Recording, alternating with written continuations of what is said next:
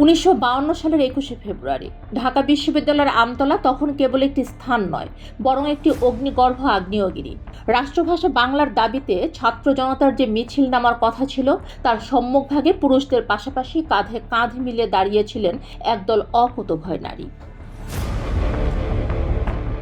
পুলিশের কাঁটাতার আর লাঠির ব্যারিকেড যখন মিছিলের পথ রুখে দিতে চাইল, তখন জ্বলে উঠলেন রওশনারা বাচ্চু। গুঁড়িয়ে দিলেন পুলিশের দম্ভের সেই ব্যারিকেড, আর তার সেই সাহসের স্ফুলিঙ্গ মুহূর্তেই ছড়িয়ে পড়ল সবার মাঝে। রওশনারা একা ছিলেন না। সেই উত্তাল মিছিলে পুলিশের লাঠি আর টিয়ার গ্যাসের মুখে বুক চিতিয়ে দাঁড়িয়েছিলেন সুফিয়া আহমদ, সাফিয়া খাতুন আর হালিমা খাতুন।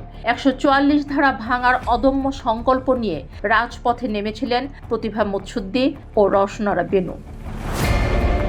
ঢাকার বাইরে থেকেও আন্দোলনের মশাল জ্বালিয়ে রেখেছিলেন নারীরা।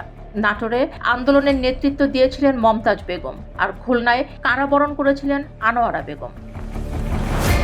তৎকালীন রক্ষণশীল সমাজ আর প্রশাসনের রক্তচক্ষু উপেক্ষা করে, জেল জুলুমের ভয় তুচ্ছ করে এই নারীরা সেদিন আমাদের মায়ের ভাষার মান রক্ষা করেছিলেন।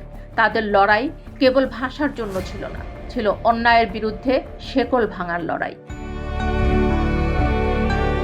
রওশনারা বাচ্চু থেকে শুরু করে নাম না জানা অসংখ্য নারী যাদের রক্ত আর ঘামে সিক্ত হয়েছিল রাজপথ, তাদের এই ঋণ শোধ হওয়ার নয়।